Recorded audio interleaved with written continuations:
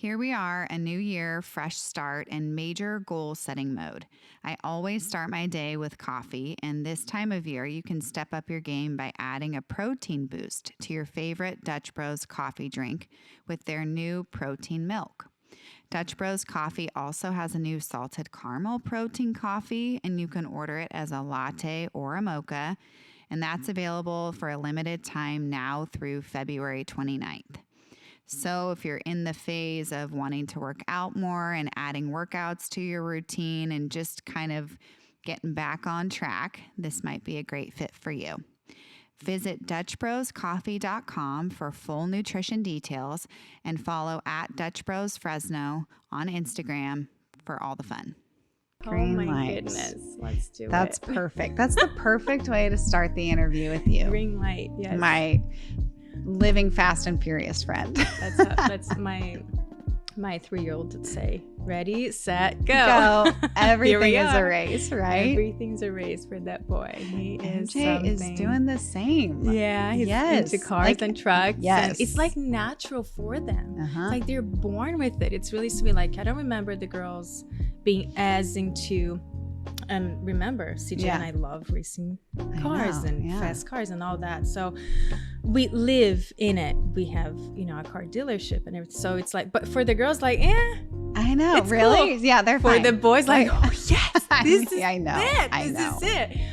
And isn't that funny? It's in the blood. It's crazy. I love them. I know Michael has a passion for cars as well. Yeah. And I don't know, maybe it's because their dads do, and then they see that in their dads, or maybe it's just in their blood, or a combination of both. Yeah. But MJ is obsessed with cars. Cars and trucks. All the things. Yes. And everything is a race. Yeah. And anytime, like, it's almost a hazard sometimes, because we'll be at the park and all he wants to do is watch the cars go by. I think out of 10 words that Max say, 9.5 is Porsches and racing, and let's get the helmet and let's go, Daddy, let's go drive Porsche keys, and like, Max, what's your favorite fruit? Porsche. We all laughing because it's out of the blue and it's hilarious. So sweet. Yeah. Well, thank you for being here. I'm so excited. Thank you for having me. This is, I'm not used to being the spotlight. Well, let's go back to that. It's been a while. It's been a while, so it's very exciting. You used to be in the spotlight all the time. I can't wait to dive into your story more, right? And having photos in Times shows. Square, fashion show. Did you do runway? I did runaway. Okay. I did Hermes. I did Paris, London, Italy. Wow. New York many times. It was wild and fun, and a dream come true. It was something amazing. And it was so natural for me. Like, now being here today, I'm like, oh my God, the lights are so bright. Like, what's happening? But it was like I lived for that. Yeah. When, 15, I don't even know how long I was ago. thinking timestamp, right? So you and CJ have been married for 10 years, and you were were you modeling after you got married? I did. For a little bit, right? I traveled some. So it's been 10 years. So it hasn't. Yeah. Ish, right? It's been 10 years. Yeah. Because I think I stopped modeling when I got pregnant with V. And I was 26. I got placenta previa, and then I couldn't do a lot. Right. Not getting into details on that. But basically I had to be in bed rest since my 16 weeks, so that was kind of hard to travel, whatever, which I really, really wanted to do some maternity photo shoots and be like, hey, I can do it embrace all, the beauty of being pregnant. But it wasn't, I couldn't, so I kind of took a pretty long break from modeling at that time, and then V turned 1 and we got pregnant with Katarina, and then modeling kind of set aside naturally, or it was just kind of how things happen in my life, because then we moved to Fresno.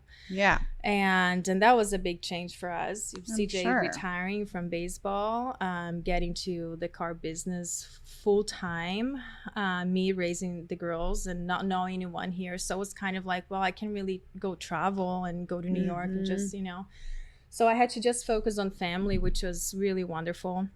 It was a new phase in my life, and I embraced it. I accepted, and it's been everything for me. Well, and we've talked about that. It's like there's different seasons of life, and it's okay to like be content with that season. You know, it's like I feel like as a very motivated, hardworking woman that you are now, a mother of 4, a wife, an entrepreneur, all the things, your instinct is to do it all. Yeah. But we can't. There's not enough There's a time and place, right? It's a time and place. And I think the moment you accept the phase that you're in your life, everything gets settled. Everything gets more peaceful. The moment you're like, I want to do it all. But I can't. But the kids and this, then you get frustrated. You get overwhelmed. Just embrace the moment, that phase. Enjoy the kids, enjoy that being home, or, you know, do whatever you're doing at that time. And then you're like, okay, the kids are in school now, or now I can go back to my full-time work instead of part-time or whatever, or instead of working from home, now I can do more, or whatever it is that you have planned. But I think there's time and place for everything, like you said. And I really, truly embraced the family time, and that's where we are. So let's rewind. Yeah, I want to set the stage for listeners of your background and how you came to America and all of your amazing accomplishments. I just love this story, and even when we've talked about it in the years that we've known each other, I learn something new every time. So it's so funny, like going back in time for me, it's almost like, wow, let me open that box in my life, because it was an extraordinary phase in my life. And I think coming to New York was something incredibly unexpected. I knew since very young age that I wasn't supposed to just be where I was. I knew that was something bigger for me. I just didn't know what it was. But I trusted the universe. I trusted God that was something bigger than what I had going on at the time. So where'd you grow up? So I grew up in Senador Canedo, which is a even smaller town from Goiânia, Goiás, Brazil. You're like, let me put this on the map for people. Yes, exactly. So a very, very small town. And I love that. I love that it's part of my life. You know, it's part of me. It brings me into this very humble place. And I learned how to really appreciate everything that I have, because it wasn't easy. It wasn't easy growing up. I was everywhere. You know, all my aunties raised me. My grandma was just, it was something. And, but I knew that was something, like I said, it was something more for me out than just that. And so when I was about 14, 15, I did this, you know, model, or like I think it was like a birthday book. And it came out really nice. And everybody's like, oh, you know, maybe there's something there for her. Maybe she could try out some modeling. And so my uncle took me to this agency, and the agency was like, oh yeah, she got the height, she got the, you know, photogenic. Yeah, the photogenic. She can learn how to pose and talk and, you know, walk. And so my mom was like, okay, sure, let's do it. And I was all in. I'm like, yeah, this is it. Yeah.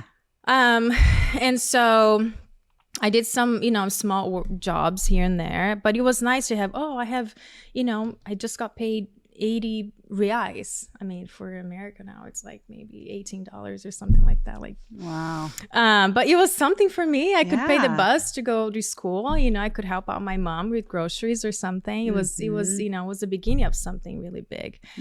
And that's how you start. You start from, right? It's got to start, yeah. For some people, at least. And so, and then I think within like a year and a half, this scouter from New York went to Rio de Janeiro, São Paulo, and out of nowhere, he was like, I'm going to go to a different place.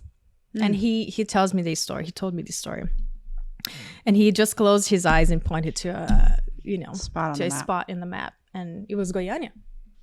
Wow. Which is where you were were with like an agency at the time, yeah, so like the closest metro city to where you were. Exactly. Didn't you say you grew up in like kind of a farm town, like a rural, small? Yeah. So growing up with my aunt and my grandma, it was spending a lot of time at the farm, or they had an orange farm at the time. And so, yes, I grew up with cows and horses and a ton of dogs and chickens everywhere. And I love that. I love that is part of my life. Like, I'm so grateful for those moments. And I miss that too. And so CJ and I talk about sometimes, one day animals, we can have that and that space and just, I love it. But it's not the phase. So maybe one day. So anyways, so to get to the agency was quite a trip. Yeah. It was like an hour and a half bus. Oh, wow. So it was a lot of determination. I remember one time, the agency called and said, hey, can you be here within 2 hours and a half? I'm like, shoot, I have no money. Yeah. I'm going to get to the bus. I cannot just, Yeah. Pop on and go. Yeah. Yeah.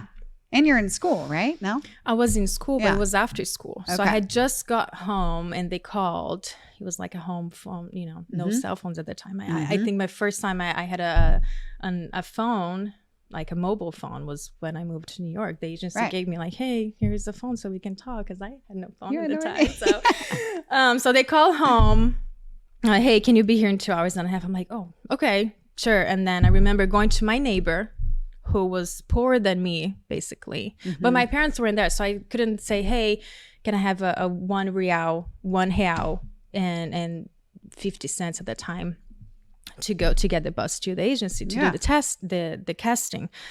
So I asked my neighbor, and I'll never forget that.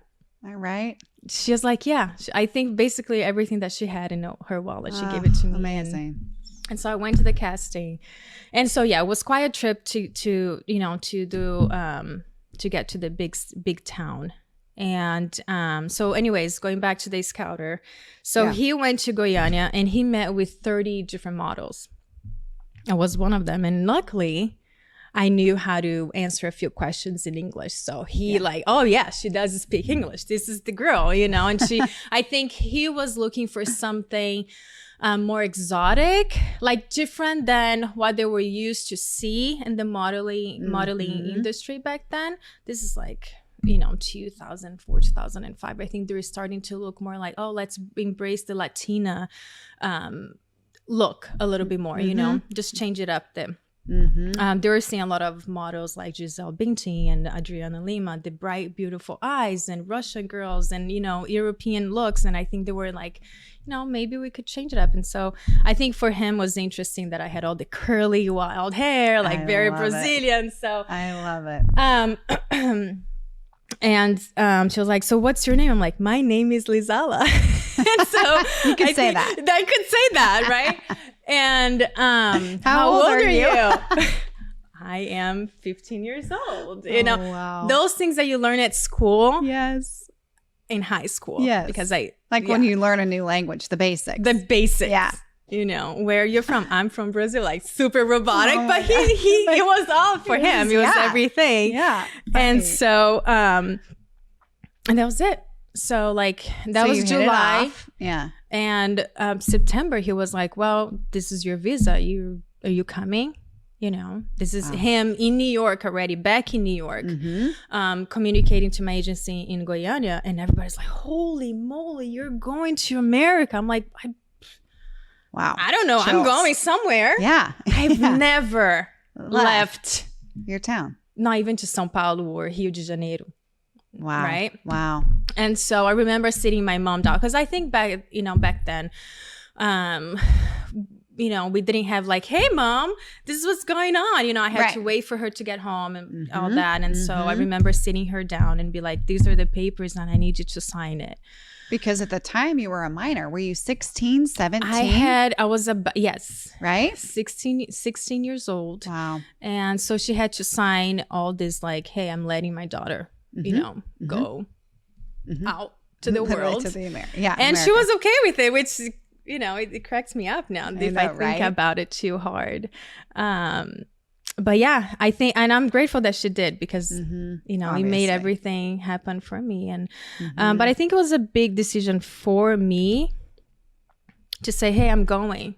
This is you just didn't have any hesitation. No hesitation. I'm sure you were nervous, but like you were excited, more excited than anything. I didn't know what was out there. Yeah. And that didn't scare me.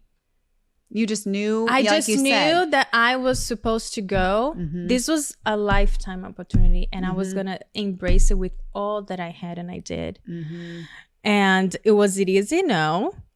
Amazing. I just... Scary, but exciting. All the feels, right? All the feels, but also not thinking too much at the same time, because you're so young. You're just like, your age. I'm just going. Yeah. Isn't it interesting? Just exploring. Yeah. How you, in general, personal opinion, I think the older you get, the more fear you have, because you know the risk, you know the 100%. consequences, right? Yes. Like you see our little kids like going skiing, just bombing down the mountain, or just, you know, going for it. No shit can happen. Don't know. Yeah, they don't know. Yes. You're like, oh, careful. And then at the same time, you're 16, you're just like, okay, I'm going to America. Like, what do you mean? You know? Wow. Yeah.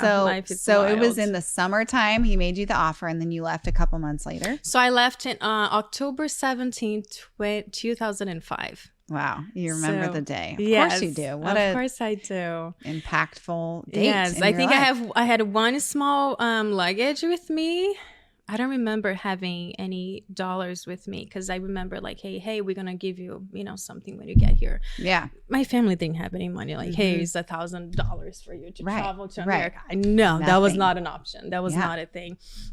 And I think for me also, growing up where I grew up, and having this opportunity in front of me, I'm like, I'm going to give my family a better chance of life. I'm going to see my sisters going to better schools, and, you know, eventually get my parents a better house. We grew up in a, you know, basically 1-bedroom situation, a bathroom and a kitchen. So, and you have sisters. I do have 2 sisters, and they are amazing. We are best friends. We talk every single day. We're all mothers, so we know that things get the reality of being a mom. The reality of things can get very emotional, and it's a roller coaster. But we are surviving strongly, and amazing. You know, like I said, the way we grew up, there was no a lot of complaint. You just had to deal with it, and the way we do it is just like just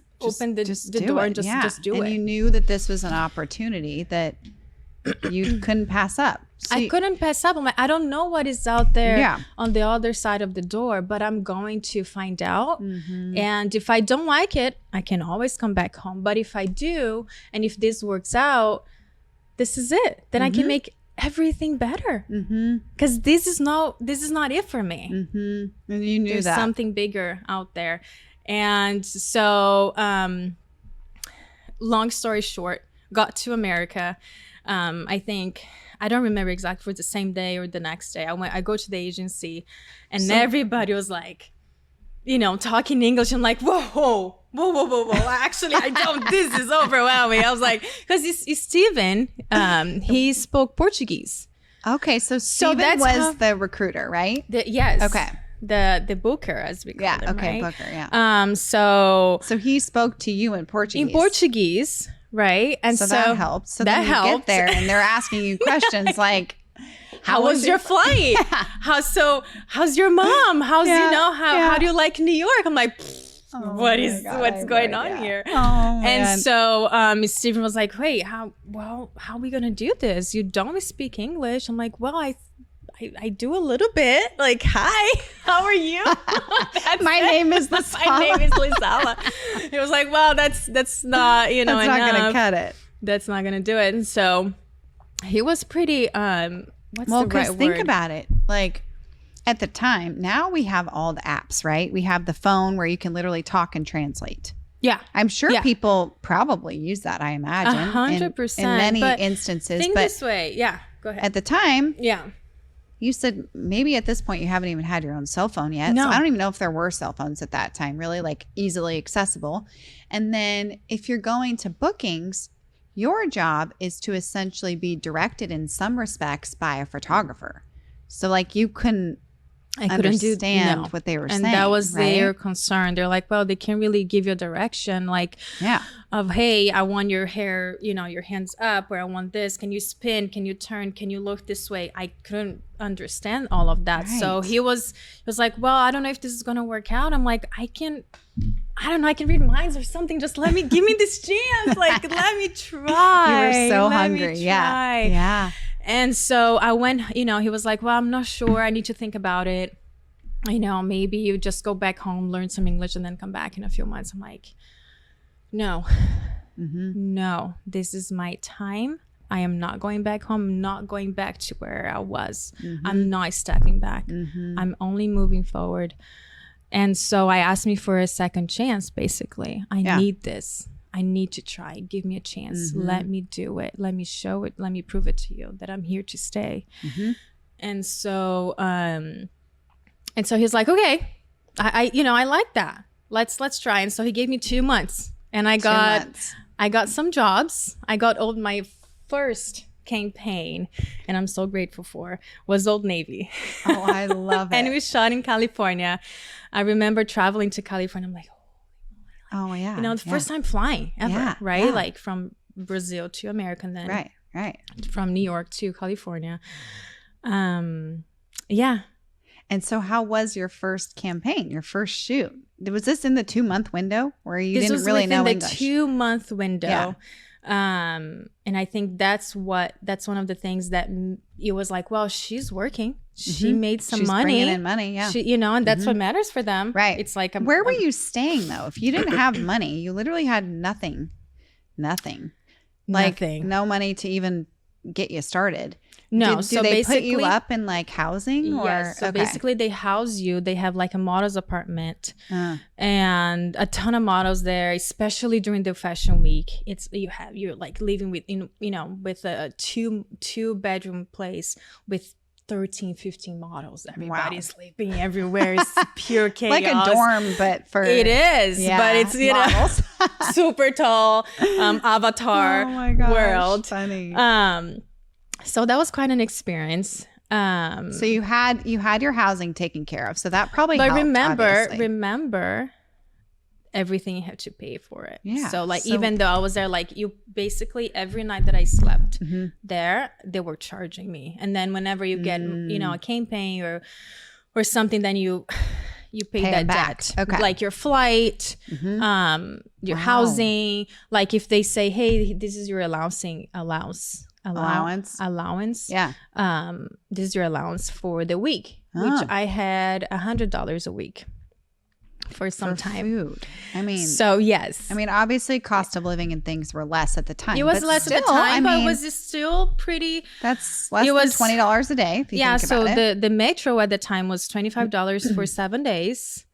Wow. And then I had to eat and do some laundry, obviously, because you don't have go through all the clothes, and then I had to pay for the card on the cell phone callers, Oh yeah, because I didn't have a line then. Yeah, I had to scrape it. Remember at that time? I don't know if you guys went through that. You have to okay, let me dial this number. Oh, I have 60 minutes. Yeah, great. So that was my time.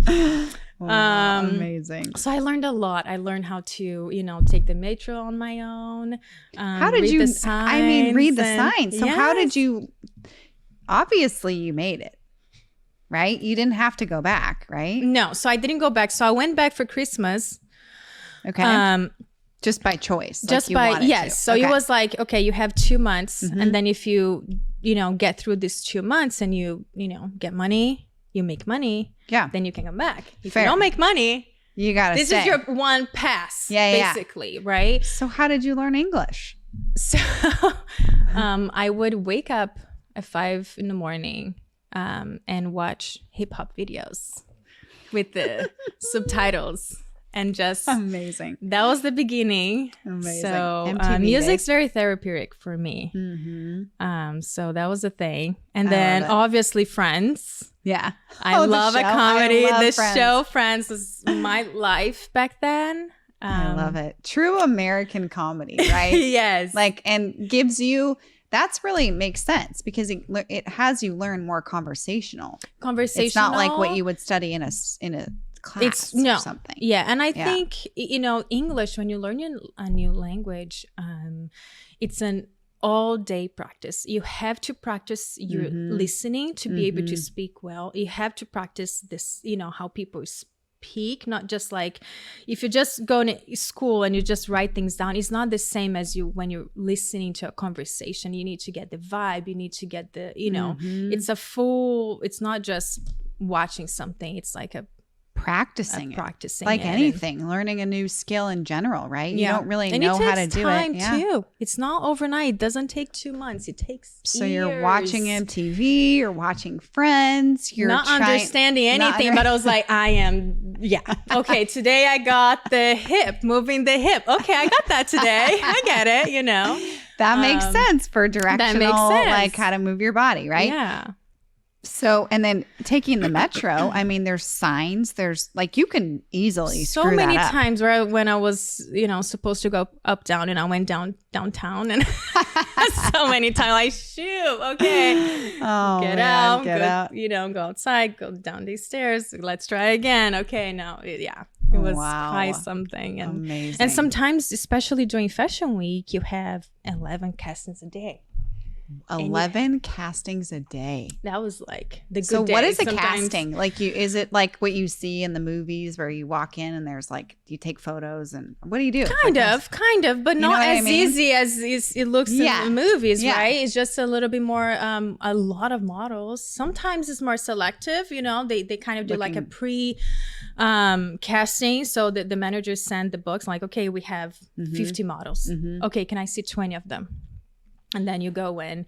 Sometimes, like if you go see Vogue, they're not going to have a room full of models because they don't have time for that, right? They're just like, no, I'm just going to see or they have a very specific look that they're going for, right? Exactly. And to your point, you were kind of on the brink of the more kind of diverse, exotic look. Yeah. So for bigger brands, because they were probably used to like very American looking women, I imagine. European. Yes, that's what. And so I think my look, the Latina look came in within the past 15 years, if I can say that, which you see a lot. And it makes me so happy. Yeah. It's like, yes, we made it. Yeah. Right? We're here. And I love that. I love to see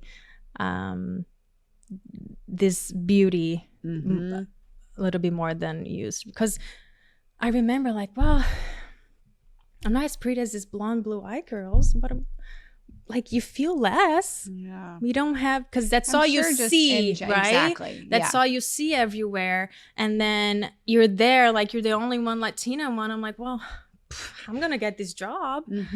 Guess what? Sometimes you're looking for personality. Sometimes you're looking for, a vibe that you have. And I think that's what cultivate a lot of the clients that I had. Oh my God.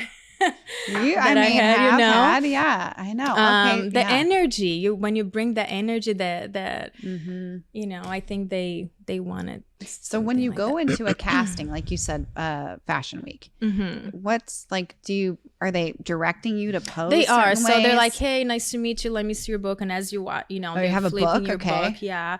And then, and the reason still have why, your book? Oh my God. Yes. Oh my God. I was showing to my daughters the other day. Oh my God. Cute. And they're like, because, I used to do a lot of, beauty hair campaigns, beauty makeup campaigns, right? But I also did a lot of lingerie and bikinis. I'm like, Mom, what do you mean you were like all naked out there? Like, I wasn't naked. It was just a little cute bikini. They're like, did Sad Daddy see this?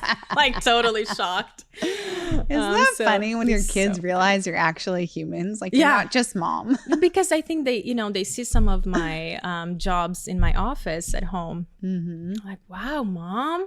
Yeah. Like, it's like a different person, right? Because every day I'm like my pajamas and the hair, it's a disaster. No makeup. Yes. Yeah. And so they're like, wow, Mom.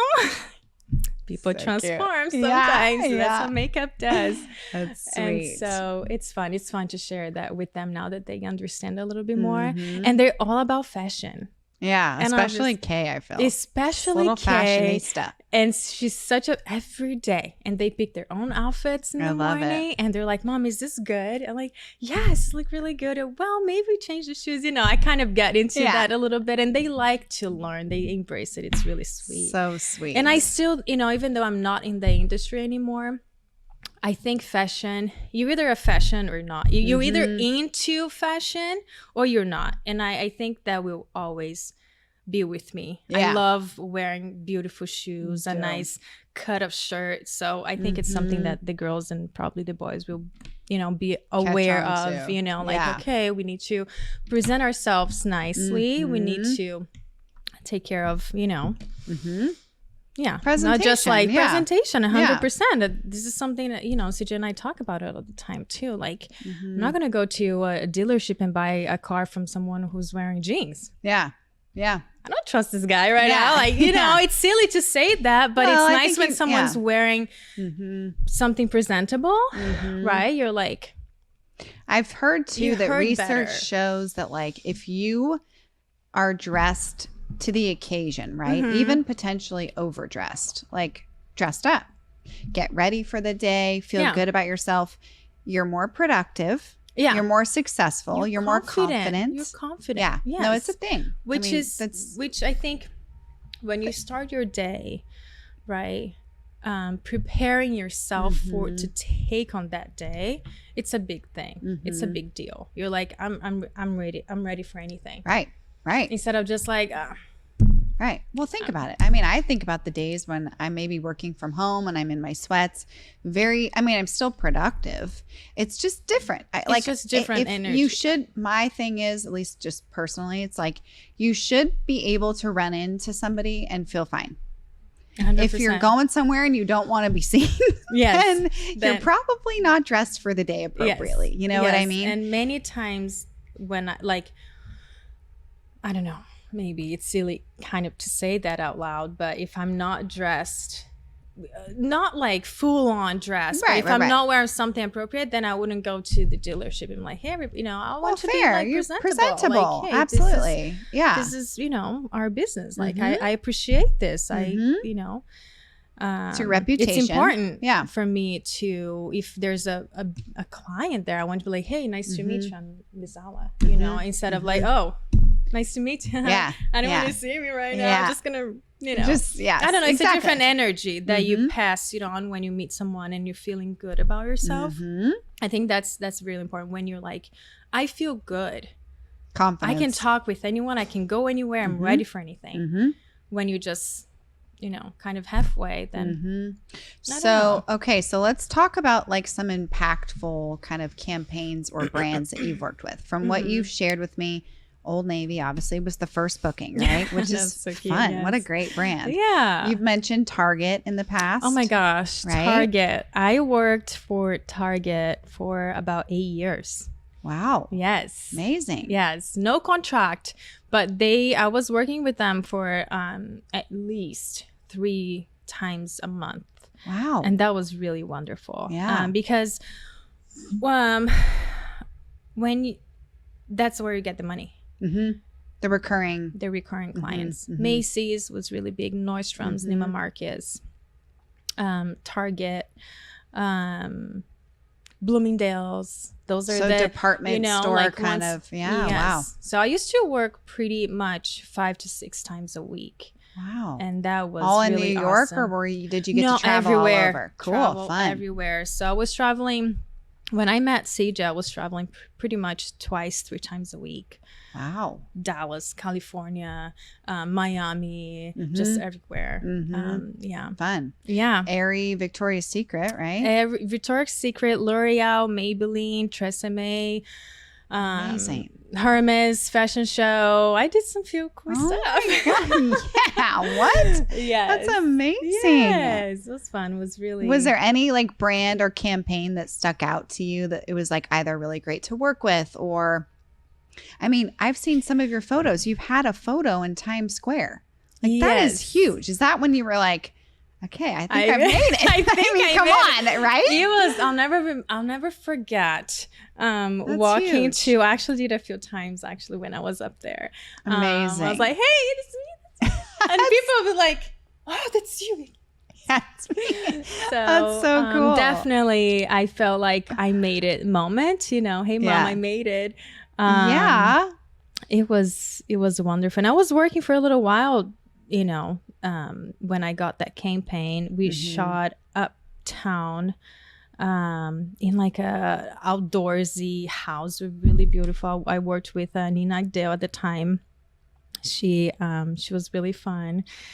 And I think for me, L'Oreal was the most big one in my career, just because that was what gave me the name. Lisalla did L'Oreal hair commercial. Oh, that you did a commercial? Yeah. I didn't know this. Yes. Wow. I need to see because this. I'm worth it. I mean, kind of thing. Right? That's amazing. And yeah, I think Beyonce was in the campaign. It was me, Beyonce, and Cynthia Dicker. I did not meet Beyonce. I was going to say, were you there at the same day? No. We shot at different days, and then they just put us together. I'm like, I'm next to her. But yes, no, I did not meet with her. Oh, wow. But yeah, I think it was the one that most marked my career, because that's what really opened the doors to everyone else. Like, oh, this is Lisalla. Yeah, she just did L'Oreal. Let's book her. Let's see what she's about. Let's see how interesting and fun and and so that was 2006, and then from that on I kind of took off. So how many years into your career did that happen? I'm trying to you said within a few months. Wow. It was like, that's amazing. Yes. And I was, that's so amazing. I remember when Steven, my manager at the time, he was like, well, you were an option for this huge campaign. And it was awesome because also I could pay all my debts with the agency and actually like save some money and, maybe move out of the model's apartment, which is, it's kind of stressful when living with a lot of people that is not your place. Personalities. Did you share a room? We share a room, yeah. I think I had 5 girls in one. It's like a bunk beds. So it's like a true like camping dorm type of situation. Interesting. Girl, let me tell you. Oh, I can't even imagine the dynamics of that many women together. You know what is funny? It's not only American girls and Brazilian girls or American, and it was from all over the world. So were there must be language barriers, right? 100%. Like you couldn't even talk One time to the person. I had this argument with these Russian girls. We did not understand the thing we were saying, but we were arguing. You're like, I felt like she had a bad vibe. Not in English. The only thing I could say was, oh my gosh. Yeah. Oh I was, funny. I'll never forget that. Yeah. And then, so that was stressful. I was like, well, rightfully if I get this campaign, besides being the most important thing in my life right now, is that I can get out of this place, and find my own place, help my family, pay all my debts. Amazing. And then move on. And that's what happened. Amazing. And I was so grateful for that. And I remember like praying, like, I just need this one. Yes. And then because then I started booking the portfolio magazines and Elle and Cosmopolitan and all those things. So amazing. Then you kind of take off, and then all the clients want to see you. Like, oh, who's this girl Lisalla who did L'Oreal? Like, I'm right here. Can you want to book me? I work 12 hours a day. Let's do this. And it's so funny because when you're that young, you have so much energy. And I loved what I was doing. I'm sure. I loved it. Was everything for me. And I think that was the difference between me and a lot of girls, was that I was really, really happy to be there. I was not lazy. I never counted like, oh my gosh, I have 2 more to do. It was like 35 outfits to shoot that day. Wow. I was so happy to change into all of them and get it done and get beautiful photos. And amazing. So, amazing. It was really just grateful and hardworking. A lot, yes. Hardworking. I traveled a lot. I went to many, Argentina, India, obviously all over the US, all over Europe, Germany, Spain, everywhere. So what was that lifestyle like? You were clearly young. So to your point, you had the energy, you were eager, all the things. But like, how do you maintain relationships with people? Because you're always on the go, right? Like, did you meet friends when you moved to New York, or were you just mainly like head down, I'm grinding? You know what I mean?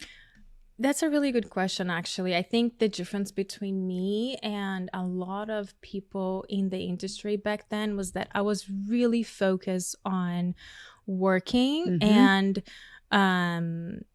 because this is kind of a sensitive topic, because you can get really deep in that, but resuming, I was into the party life. Yeah. I was never into the party life. And so I think that kind of separated me from the other models.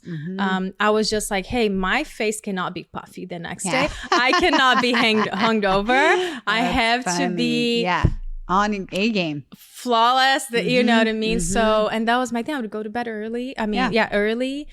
I would go to bed early and eat the good things. Yeah. And obviously when I got to New York, my manager was like, well, you gotta cut down some, maintain, cut down some weight. And so I had to work on that. Working out was a big part of my life back then. I was to work out 4 hours a day. It was 4 hours a day. Yes. That is dedication. Yes. Wow. And diet, just focus on eating the right foods. And amazing. So for me, it was like, how can I work out all these hours and then go party? Yeah. Throw it all away. Wake up feeling like crap. Yeah. Then go to work? No way. Yeah. I'm going to do this right. Well, and to your point. But it's hard when you're in the industry, because some people want to hang out with the models and they want to see or like, meet you a little bit more outside of that studio life.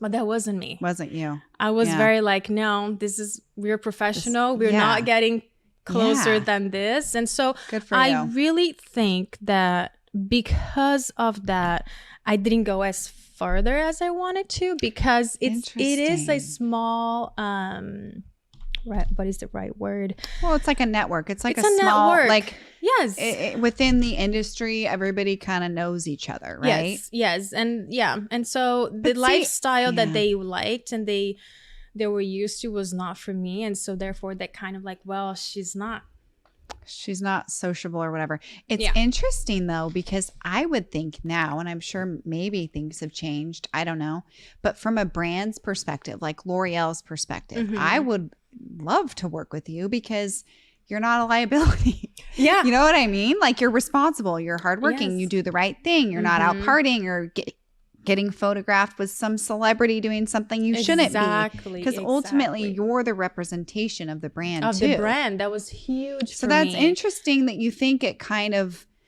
hurt you a little bit, because I would think the opposite, but that's interesting. It really did. I don't think it would be right for me to say names of brands. Right. But it really did. It didn't allow me to take the extra step where all it's happening, you know? So I went as further as I could with my beliefs. Good for you for sticking to your beliefs, because that's hard sometimes, it's right? Really hard. Peer pressure is a real thing, 100%. Everything's free for the avatar world. You know, the beautiful girls. Yeah. You get everything free. Yeah. You can get into any club you want. You have everything. Access to all the things. Access to all things. Yeah, wow. You can private jets. You want to go to Spain with me? Yeah. Let's do it. I'm like, nah. I'm going to go to bed, you know? So, and I think that, keeping my ground got me to meet my wonderful husband. Exactly. And have the family I always dreamed of. So like, I always wanted to have what I have today. Right. And so for me, focusing on that was everything. Right. If I knew that if I lost sight, my path, it'd be something, maybe I would be in totally different. I know. I think about that all the time, right? Like, God has a way of steering you down certain paths, and decisions that you make along the way, right? 100%. Lead you to where so you are. So many testings. Hey, this is for you. Do you want it? No. Do you want this one? Yes. Yeah. It's harder to get there. It's more working. It's gonna take longer time, but this is what I want. Not this. It's too easy, and it doesn't last forever. Right. So I focus on that, and it was hard because I had no family around. It was just a few friends, but I think I always have had a very big faith in something bigger than all of us. So I think that kept me grounded and focused, and so yeah. So fast forward to you're living in New York, and set the stage for how you and CJ met. Like you met through a mutual friend, right? Because you weren't both on the same coast. No, right? Oh my gosh, yes. He was on the West Coast, you were on the East Coast, right? Yes. Yes. So he was on the West, I was on the East, and when something's supposed to happen, it just happens, right? It doesn't matter where you are. It's kind of a funny story. Long story short, okay, because I can get into details, but I'm not going to. So someone from Sports Illustrated interviewed CJ, and they kind of became good friends. Cool. And then he interviewed me. His name is Jimmy. And CJ, for those who don't know, was a former professional baseball player. Okay. And he did some racing on the side and many more things. He's all the things. He's a man of many talents. Yes. Exactly. So, Jimmy interviewed me, and he was like, hey, this is like, he told CJ, this girl, like she's interesting. She's single. She seems like, good for him for looking out for both of you. I know. CJ and you, like matchmaker. Mostly CJ. Did this guy go to your wedding? He should have. He couldn't. He did not go to our wedding. Man. He was on the East Coast, I think, and so yeah, he didn't make it to the wedding. I love a good matchmaking. We are still friends with him. Good. Obviously, Sweet. we talk. Okay. And so I think for him, it's like, holy moly, put this two together. It's so awesome. That's awesome. But yeah, he was like, hey, CJ, this is Lisalla, blah, blah. And then CJ started following me on Twitter and like, hey, what's up? I see you like Ayrton Senna. I'm like, yeah, of course. He's Brazilian. He's an idol of mine. And I went to get a race car license one day. You did. And a motorcycle license. I always wanted. It was always on my what's it called? Bucket list. On my bucket list. So you've had that in you too. Well, you both have that in you. Like kind of like. I think that's what brought us together. As cheesy as it sounds, like a Need for Speed kind of, right? I think it's something that put us together even nowadays. It's something that we are like, let's go. Ready, set, go. Like today even he called me, hey, there's a Ferrari something this weekend. Let's do it. Like, let's go. Let's go. My gosh, how fun. So it's something that we really bond over. And so so you were going to get your race car license. I didn't even know that was a thing. No, I think I mentioned on the interview. Oh, and I wanted to get they made the connection. Maybe. Yes, that's why Jim was like, well, CJ's into racing. You both like Ayrton Senna, which she seems really cool. You're really great. Like, why not? I love this. And so he started following me. I started following him back on Twitter. And he would say, hey, like talk to me in Spanish. I'm like, dude, you're like, I don't okay. Portuguese, but okay. We can do that. But we did. We talked Spanish, Portuguese, English all mixed. Because when I met CJ, my English wasn't as good as it is today. Yeah, yours so is great. It was kind of that's funny. It was another thing. Like it was a lot of like learning still. Yeah. So we dated long distance for 9 months. And then after the season... You dated before you met, or did you meet in person? Oh, no. We met... Okay. I'm like, was this all on the phone? Because this was like before FaceTime and Zoom and all the things, right? Yeah, so we talked on Twitter for a few months. Okay. And then I went to Hollywood to shoot Maybelline, commercial for Maybelline. And he was like, hey, I see that you're in town. Let's meet up. I'm like, what? Okay. Yeah. well, this is where I am. You know, and come. I don't know. This is where I am. This is my location. And so, that's funny. He went all the way up in the hill. On the hill. Oh, was it like a house with his or something? motorcycle? Yes, all like, you know, decked full out. on suit. And so I came out and I was like, hey, do we hug? Do we shake hands? Just all this like, it was cute though. We always talk about that. And then, then he asked me for a date. We went out the next day or something like that. He sent flowers to my hotel, which I thought was very gentleman. Cute. Yes. And then we talked, and then obviously I went back to New York, and then we talked on the phone for another month or so. Mm-hmm.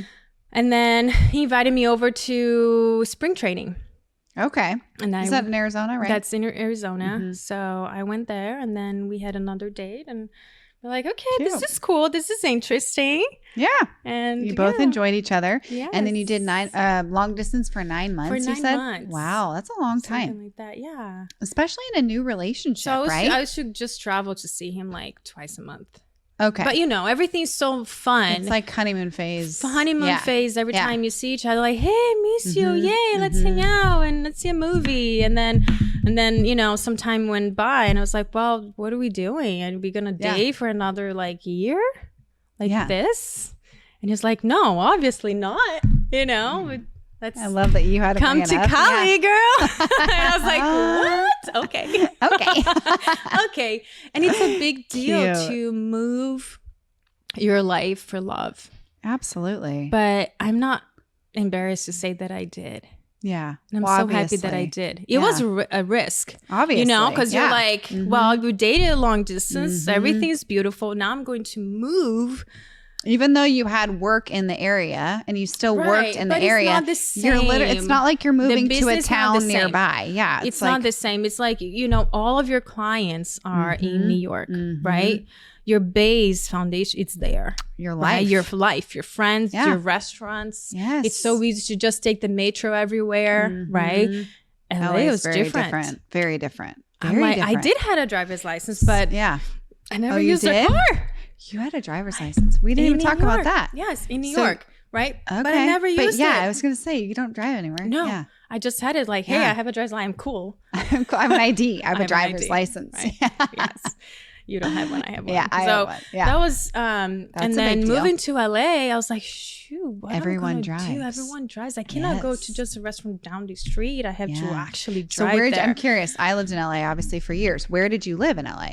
We live in Los Feliz. Okay. Los Feliz. Los Feliz. Yes. Yes, that's appropriate. So, did you live together? We did. Wow. So I moved in like luggages in his house. It was wild. I bet. His brother lived with us for a little while. Okay. Too, and some of his friends. Was quite interesting. It was a massive house. Yeah. So we could we have our own space. Own area, yeah. It was a fun time. Yeah. It was just, he had a chef, so we get up and have food there. And his friends just hanging out. And he had a lot of friends who worked for him, actually, like a personal assistant, and someone did this and that. So it was a totally different world. I bet. You know, and I was like, whoa, this is something. So and you didn't have to drive to see each other, obviously. That's nice, right? That was nice. The LA traffic is a real thing. No, yeah. And I think, we really wanted to try to see how we would work together, like being that close. Right, fair. Before that's anything extreme else, though, right? If you think about it, it's like you go from long distance to your point to like work together every day, all day. Do with it. Yeah, I love it. And I think for me and CJ, we kind of have the same personality. It's like we were doing this all the way. There was challenges, I'm sure, and there was a lot of learning, communication, and we did that really good. I think that's one of the positive sides of CJ is that he's a great communicator. I'm sure you know that because he loves to. Yeah, that's a great quality. It is. Yeah, it really is. Yeah. He's a really good listener, and I think in a marriage, it's very important.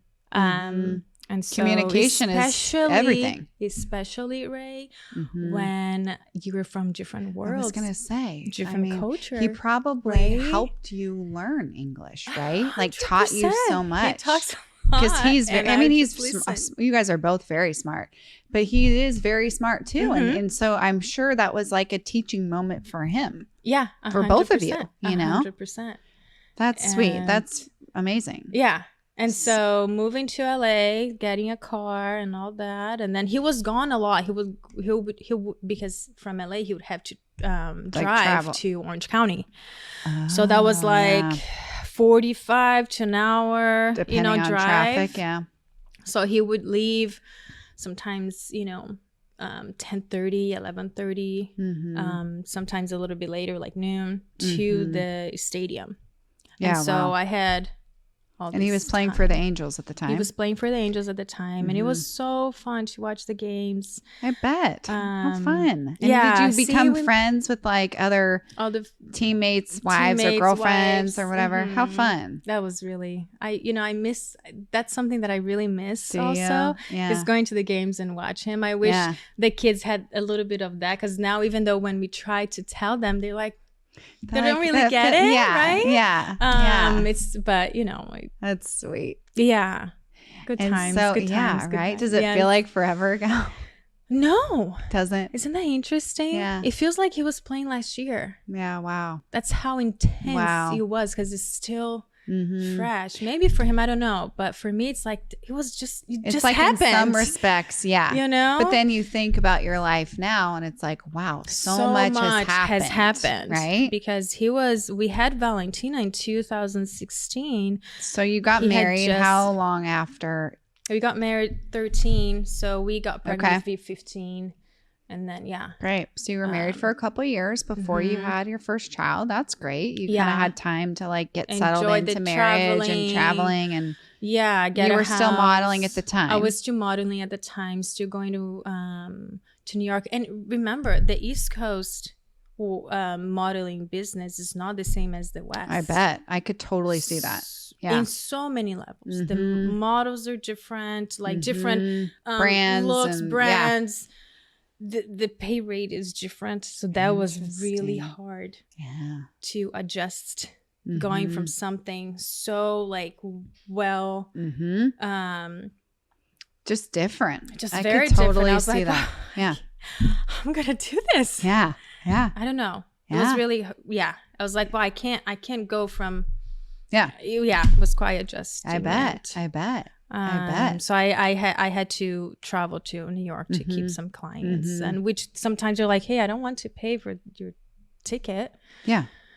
Right. I just want to book models. They're already here. Oh, yeah. So that was another thing. Yeah. You know what I mean? Think about that. Like, shoot. But you stayed with the same agency? I did stay with the same agency. Oh, great. Because it was one of the best agencies in New York. Yeah, amazing. So it's very important to keep that relationship with your manager. But when you start getting older too, it's something that in the industry, it doesn't last forever unless you age out, right? I mean, you do. Right? You do. Especially when you started at such a young age. And I mean, honestly, the industry has changed so much. I believe it. Yeah. It's like, everything's around social media. The models nowadays, they get paid through, hey, I'll give you, I'll send you 10 or whatever it is. I don't know, different outfits or, shoes and bags or whatever. It's not like he used to. I think that just the industry as a whole has changed too when it comes to like what they're looking for and body positivity and diversity and all the things, But also they want to, they check your Instagram besides your book. Right. It's which we didn't. You didn't have they don't at that meet time. With them anymore. It's more like, hey, I'll send you my product. You talk about it, and maybe I'll send you a few $1,000 or not, or just send you the product or whatever. Keep that, that relationship. So it's a totally different, world. Yeah, and it's something that, for whatever reason, I haven't jumped onto that. I don't know, maybe because I'm not used to it. When I left the industry, that's when things were happening. Everything was about followers. Oh, wow. I was like, Instagram was a thing? Yeah. Wow. Not a thing when I was right, modeling. Or not as big as it is today. Right. That's hard too, because now that you have kids, I know we've just talked about this as friends and moms is just like the balance of how much is too much to share on social and 100%. protecting our children. And it's something but I have also a hard time with same. too. Yeah, same. I'm like, some days I'm like, yeah, it'll be so fun. I'm like, no, I don't. I'm not ready. I'm not ready. And you know that in your and heart. I could. Yeah. But I'm not there. I was never that kind of person that needed the attention. Yeah. But some people are not looking for that attention. They just, you know, it's like a creative outlet for some people it's a survival. It's a great way to make money, and they do make a lot of money. Some people, they want to share and they get, you know, the attention that they're looking for. Fortunately, I don't know, I have a hard time with that. Same. And I do have my private little thing where it's just closest friends and family, and I love posting that because then, you know, my family in Brazil can see a little bit more of what's going on in my world. But yeah, like I used to in the modeling when I was, you know, working, I just post all the things, you know, but it even wasn't that big then. No, maybe it was, you know, it wasn't. It wasn't. So I don't know, it's something that for me, I haven't embraced that all the way yet, and I don't know if I will. Maybe not. Right. I don't know. Right now, not. I think that's so relatable, though. You know. Yeah. Because it's, I mean, you got 4 littles looking up to you as a mama. It's almost like I don't have other time thing, just in general, aside from posting to social media, is just I grew up in a family where my parents were really good about filming like home videos. Oh, yeah. Like the old school video camera on the shoulder type of stuff. Yeah, wow. That's awesome. And we have so many home videos, and I'm so grateful that they did that. Yes. Because those are my memories, like of my childhood. Like I can't remember if I actually remembered that or if I saw a home video type of thing. It's a little bit of a peek of like what it was back then for you guys growing up. For sure. And so, and the homes we lived in, and just the dogs that we had, and just the friends and the people that were in our lives, our relatives that have since passed, that sort of thing. Yeah. And I think about what home videos my kids will have. And I'm trying to be more intentional about just taking videos because it's a sweet moment. It is, yes. And not having to share it on social media. That's what I'm saying. But just to have it for me, to have it for Michael, for them. For them. That's what I think about it too. I'm like, this is all for them. And you know, I take so many same videos and photos of CJ playing with the kids. That's and sometimes I know the kids will not remember these moments, but when they see it, they're like, oh wow, my daddy was so present. Even though right now they think that daddy works so much, they will see this and be like, he was so present. He was playing with us in the backyard every Sunday, every possible time. And you know, it's the same thing. I always, because you know, I'm the one taking care of the kids, so I'm like taking steps like, hey, I was here too. I know, right? I was gonna say, I'm here too. Have you seen those funny memes that it's like mom taking a picture of dad with the kids and he looks all cute, they're perfectly oh my smiling. gosh. And then like, mom's dad taking a picture of mom with the kids and she looks like disheveled with a banana or something. It's like, what? The raw angle. Yes. Oh my gosh. Yes. So, oh my God. Funny. I want them to see that. So now you're in a new season of life, right? It's like you've experienced so many things, overcome so many challenges.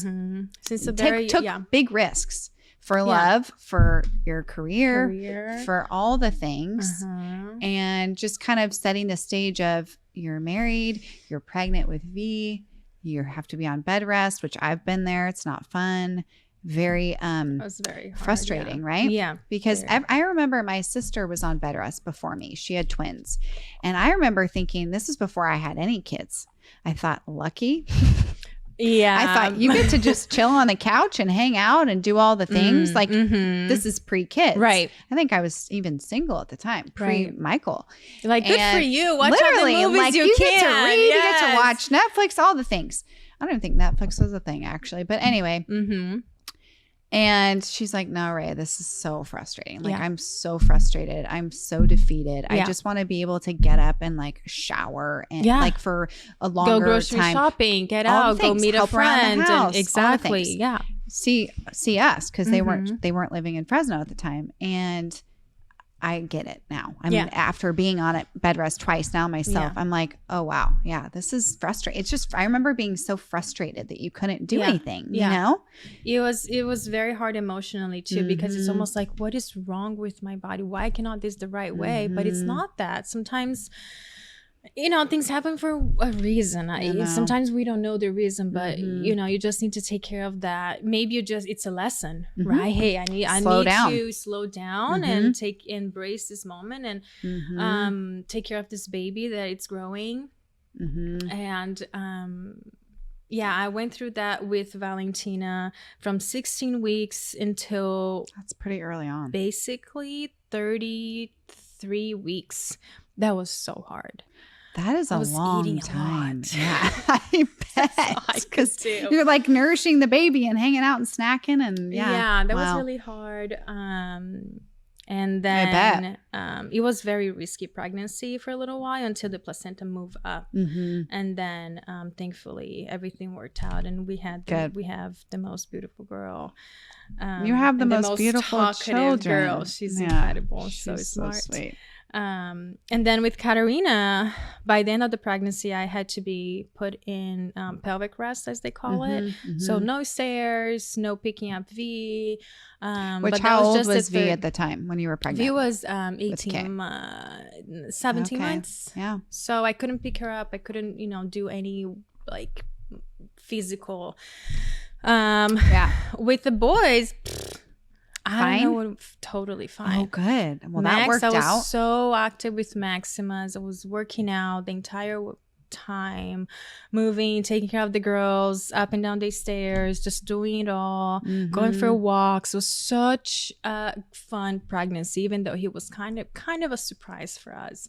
That's best surprise. Yeah. Well, and you had two young kids. Yeah. And pregnant with the third. And no problems. Thank God, right? Because that would have been hard. Yes. Yeah. Yes. Yeah. Because CJ, you know, he's traveling, business, working. Yeah. So, and then with Dominic, our fourth baby, I kind of had to be in pelvic rest bed rest actually. What was it, 27 weeks until delivery.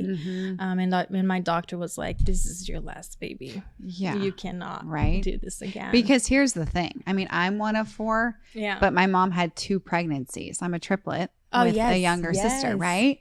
And so when people have multiple children, a lot of times it's multiples somewhere in the mix. You had 4 pregnancies. 4 pregnancies. Which is amazing. It was, yes, it amazing. Is a blessing. It's such a blessing. You're such an amazing All mom. of them was planned. I say that Max was a surprise because we talked about going for a third. Yeah. But then when we were like, maybe not.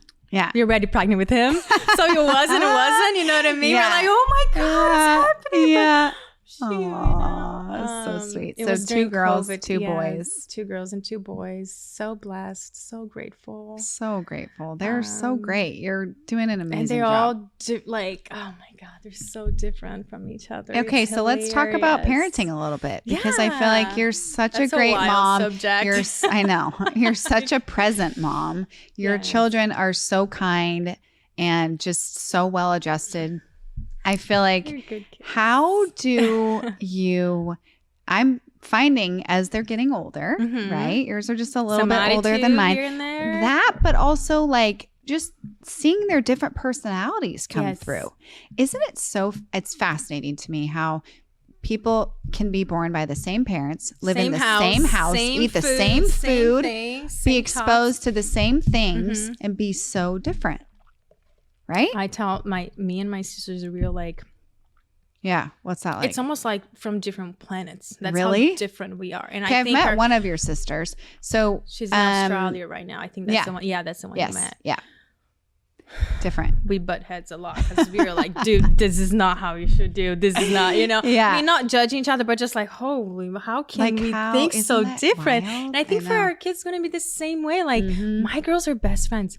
But holy man, they are like same, very different, so different. And I can tell the boys too, and CJ and I talk about that sometimes too, you know, the way they move their bodies, the way they walk early, walk later, talk first, it's their own thing. Even though same parents, same DNA in a way, right? Same. Well, yeah. Same, all the same. So what advice would you give to so far? I know we're still new in the parenting game, but so far from the lessons that you've learned, what advice would you give parents that you're finding like your kids are different? How do you parent them differently? How do you approach that, you know? It's, I find that with some of them, each one of them actually, it's a different talk. I cannot talk this way that I talk to Valentina. I can talk this way to Kay. It doesn't work sometimes. Discipline needs to be sometimes different ways, and I'm discovering that with Max, because he's the, as they call it, the three-nager years. Holy moly. I know. We went through that with Katarina a little bit, and now again with Max, but remember, he's a boy. I know. So it's not the same. So sometimes with Kay, I would say one thing like a few times, and boys, I feel like they're more strong-minded in a way, like more, what is the right word? Just like, I'm just not going to listen right now, Mom. Yeah. I'm just going to walk away and just go. And you're just, I think there are times where you just have to let go, just because, is it worth it to fight? I guess pick your battles, right? Like when it comes to a safety issue, obviously you're not going to compromise. But if it's like, I don't want you to wear those pants today, that's really not a battle you need to fight right now. At least that's where I'm at, right? That's where I am too. Same. And like with the girls, I remember being like, hey, no. Yeah. We're not doing that today, right? Yeah. And or whatever it is. Like I could be a little bit more firm and they'll listen. With Max, I cannot do that. If I say, hey, come back here. If he's going walk on the street by himself or something, like, hey, come back here. If I raise my voice, like, well, I'm glad he listens. Freezes. Yeah, MJ does not. I have to. I have to be like, we do not walk on this street because there's cars and it's very dangerous. And he's like, okay, mommy. Okay. Oh, so sweet. it's just finding the right connection, the right words with each one of them. Max never likes the word no. But like, so maybe frame it in a different way, which is crazy because obviously they're going to have to get used to the word no at some point in their life. It's important. Right. It's either now with us or with the world. Exactly. Which one's going to be? Exactly. I think it's very important to teach them those lessons, to communicate with them. And it's something that we do. We talk with them like big people. Like, hey, we don't walk there because this and this and this can happen. It's not like, hey, we kind of use the big words with them and they get it. I think it's just finding the way that will make them listen better. And everybody's different. Sometimes, the tone of the voice works for some people, sometimes doesn't for the other. Like for me, I don't like people raising the voice to me. I'm like, I'm not going to listen to you. You're scary. And so Max is the same way. Right? So that has the reverse effect for you. Okay. So that I learned with him. And with Dom, I have no idea. He is wild. He child. Walked at what, 10 months? 10 months. He's 1 year old, but he thinks that he's 18 months old. It's incredible. I mean, you're like, it's scary. Buckle up. Buckle up. He's trying to keep up with his siblings, don't you think? And he goes for Max. Everything Max is like, so cute. Loves to push on that button. Yeah. It's hilarious. The girls are so wonderful. They help me with the boys so much. It's really, I bet. And That's I a love sweet that dynamic. it is. And I love that. Yeah, we were talking about that the other day. I love this phase that I'm in right now. And I'm trying to like decide, do I hire someone for a few hours but I love what we have. We're so connecting so well, and bringing someone else right now would change that a little bit. Is it helpful? Yes, but like this is so cool too. I really like. It's just a moment, and I know CJ and I talk about that all the time. Like in 10 years, they'll be like, "You'll be driving."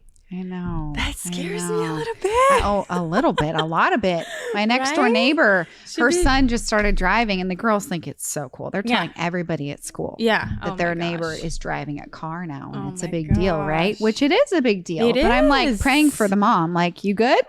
Because I wouldn't be. Want to talk? Yeah. Want to hang out? Want to tell me how you're feeling about that? Yeah, that's something that I think I will have to a lot of meditation days. Exactly. Exactly. Because prayer and all the things. I don't know how that's going to be because they only get, their own opinions and their friends. It's very important to have the right friends around them. But also very important to teach them how to choose the right friends. And something that the girls and I talk about it all the time. Like, oh, it's so true. If there's like, a kid who's not being appreciative of their time or being nice or kind or whatever, it's very important to say, hey, you're not being kind to me. You're not being nice. We're not going to, you're not going to speak to me like that. We're going to take a break. When you decide to be nice to me again, we can hang out. And they've been doing that really well. But this is after talking many times over, like, hey, mom, she was so mean, she hit me or whatever. But it's very important to teach them to choose the right friends, the right circle. I mean, it's true. I mean, a bad influence can change a child's everything life. that Michael says that. For. That's like his biggest fear as a parent, which is interesting, but very true.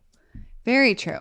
One day, or at least for many years, they're going to go to high school. They don't think about us anymore. They think about their friends and what their friends are going to think, not what we're going to think. I think a big part too of just navigating that, and they, the whole like little people, little problems, big kids, big problems, right? Like my oldest is in kindergarten, as you know. It's like we are just scratching the surface here. I have a long way to go, I realize, but I do think that confidence building in your kids will only help them in the long run to 100%. Make better decisions, to not feel peer pressured all, like that's a good, strong, very important thing to have as a foundation. Right? It's so important. I think for me, it's extremely important for them to do martial arts because that will give them that confidence that I can take on anything. Right. So the girls, my mind is so strong. If you say that I'm a banana, I'm not going to believe you because I'm more than that. I can conquer anything. And that's the kind of mind that I grew up with.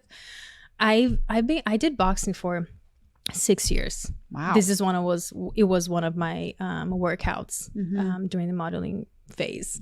I love it. Cool. I did jiu-jitsu for a little bit, boxing, capoeira. So all that kept me like nothing can take me down. Like unstoppable. I love it. And I want my girls and my boys to have that CJ and I have. Yeah, you both have that. It's there going to be failures, mistakes, 100%. We are no one if we don't fail. Right. Because that's how we learn, right? Very basic thing. Right. It's not a secret what I'm saying here right now. But how you react into those mistakes and how you learn from it, that's what's going to make you a better person and different person from that. It's true. Other person. It's true. Your reaction with that. Your reaction. So your girls take jujitsu, right?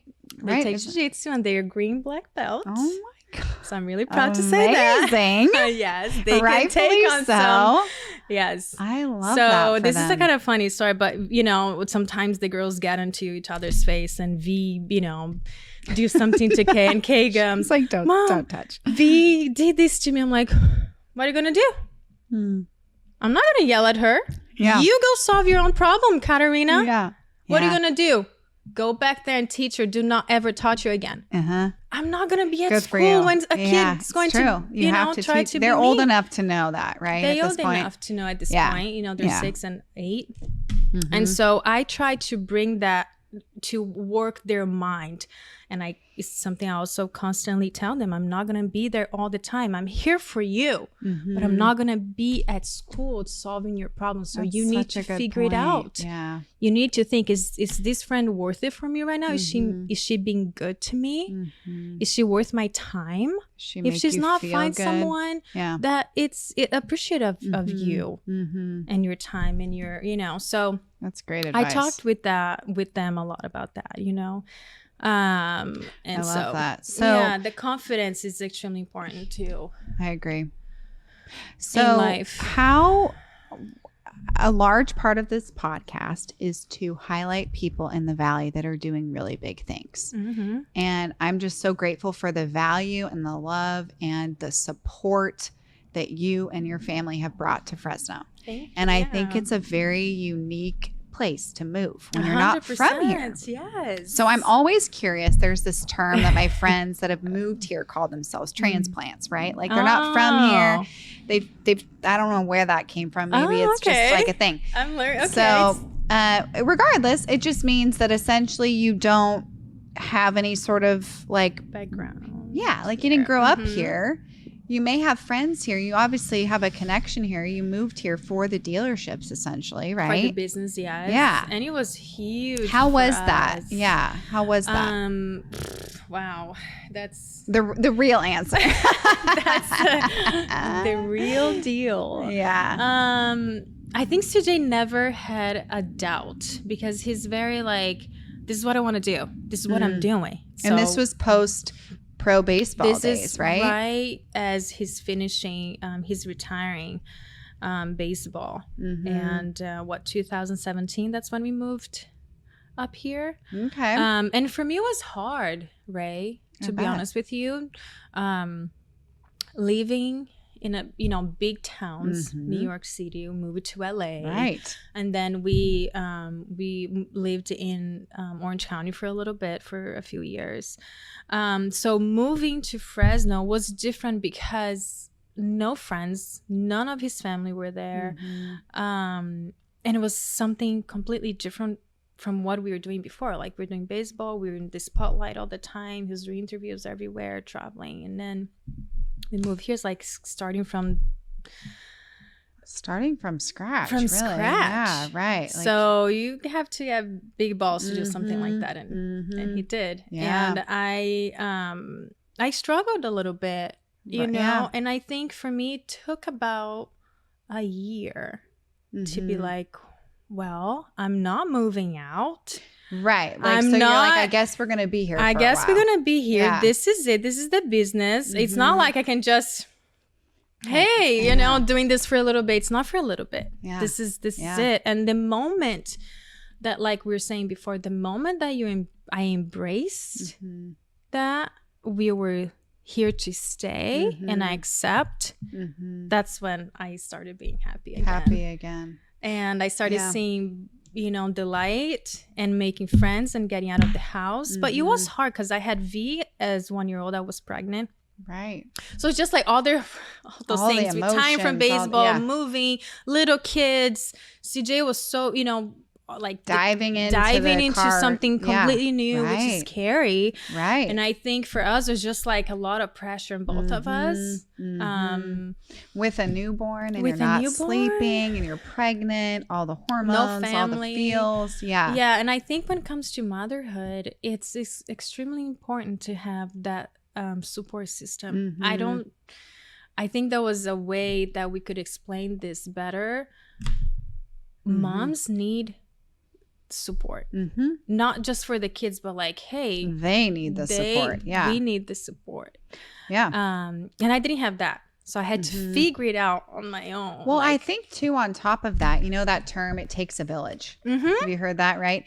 I mean, it does, right? It really even does. Just raising one child, it does. 100%. And to your point, supporting you, supporting your marriage, supporting your husband, supporting all of the goals all that you both have, all the changes that you're going going through, the sleepless nights, the feeding, all the things.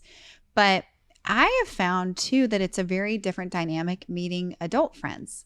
Meeting mom friends, right? When you're young, to your point, you have less fear, right? You're just like, whatever, I'm going to insert myself here and, you know, meet people, all the things. But when you're with a partner and now you have a family, it's like you meet different people, and you only usually, basically you mostly starting to meet those people when they go to school. I was going to say school, when the kids are in school, or if you have a job or something outside the home where you can meet people at work, right? Exactly. But other than that, it's like, where do you meet people? Where do you at go? A park?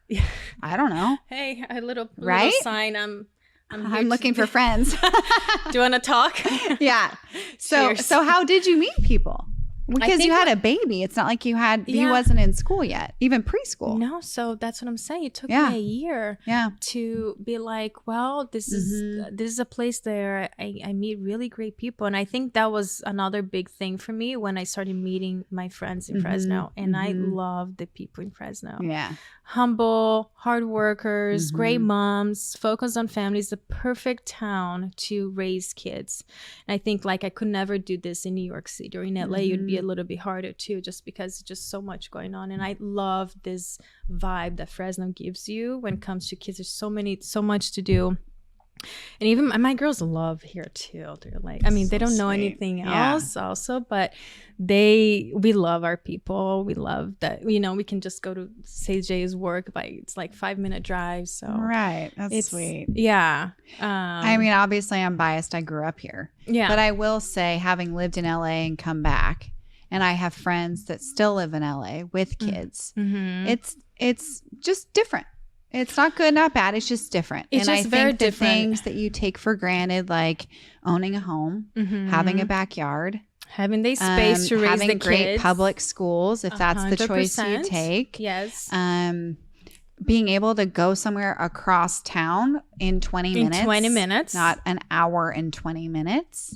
Plus, it's like those things just really just make you feel really grateful in having a family. This Fresno is a growing town. It's growing tremendously. It's absolutely taking off, and I only see positive things for Fresno. Same. Moving the dealerships to Clover is going to be major for us.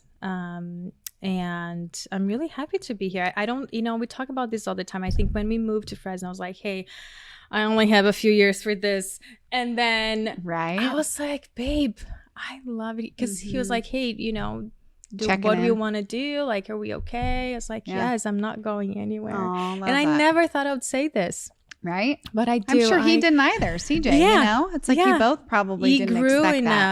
He grew in us, We met wonderful people. We made great friends. Love it. And we're really happy here. I love we the only, kids' like I said, we only things. see a bright future for Fresno. So we don't see any other place to move to or go to. I just anytime soon. Hearing that. Yeah. Because it was funny. I was telling somebody how much I feel the same way, obviously, and want what's best for Fresno, and really kind of putting Fresno on the map even more so than we already are. Yeah. And they were like, no, please don't. Please keep it the best kept secret, because we don't want to get too big. You know what I mean? Do you feel like there's more people here now, though? Oh, absolutely. Right? One of the fastest growing cities in the state. Yeah. Yeah, it's a thing.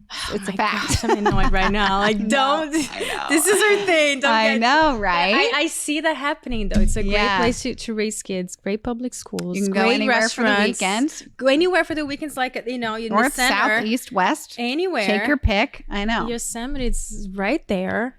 People with great values. Really great values, all the farms. It's really fun for me to kind of get back to the farmland in a way. Right? It's like I grew up in a farm. Now I'm living right wow. there. Right? Full circle moment. I just got the chills. Wow. That's true. Around.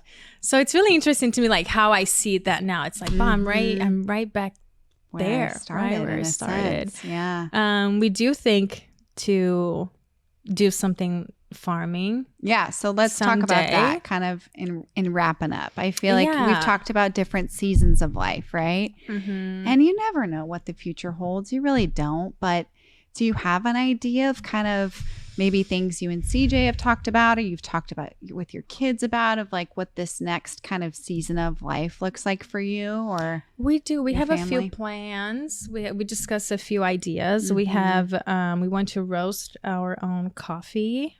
I want to have a coffee brand. Something very, very cool coming up the next few months. Here for all things coffee. So excited for that. All things coffee. I live for coffee. Be my coffee. Yes. Very exciting.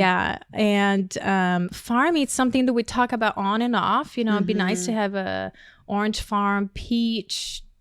We don't know exactly which way we're going to go, but something that it's always in our minds. So we talk about.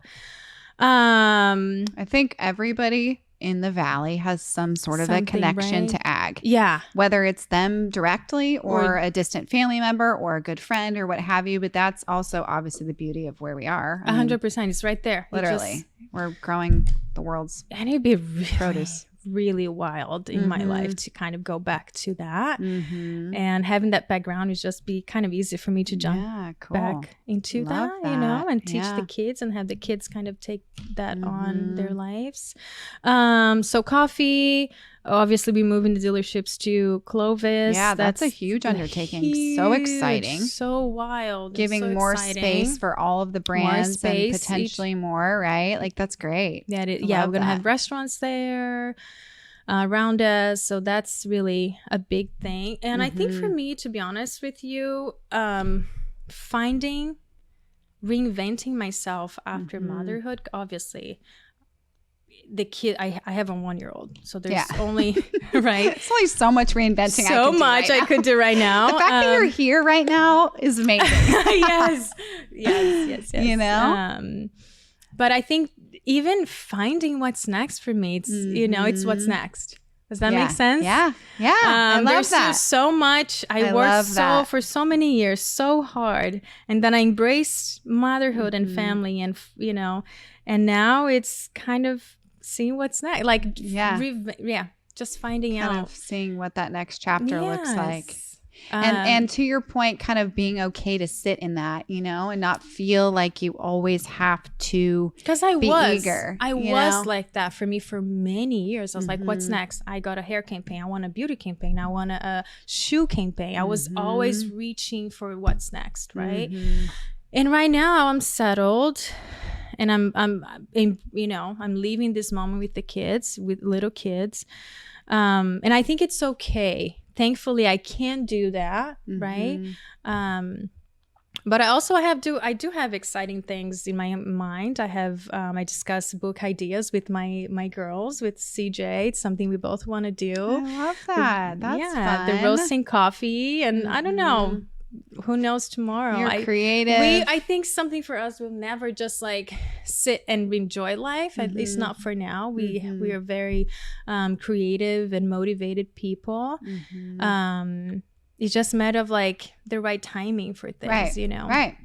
And I see that in both of you, and I see you teaching that to your kids, which is really fun to kind of see, like V being more artistic and Kay being into the fashion and Max being into the cars, Dom, the world is his oyster. He'll be into all the things, I think, right? We talk about Dom is like the athlete of the family. Oh, he there you go. The soccer ball. I mean, he walked at 10 months. That's impressive. He's walking with the baseball.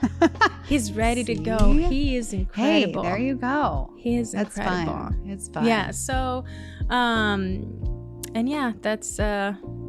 I love it. I love your honesty. Thank you for being here. Having me, Ray. Thank you for your honesty, and you're so inspiring. This was so fun. Nervous. See, it's like being in the spotlight again. Yeah, you're a natural. This is fun. Yeah. Thank you for having me. Coffee. Cheers, friends. Cheers. Appreciate your time. Coffee life.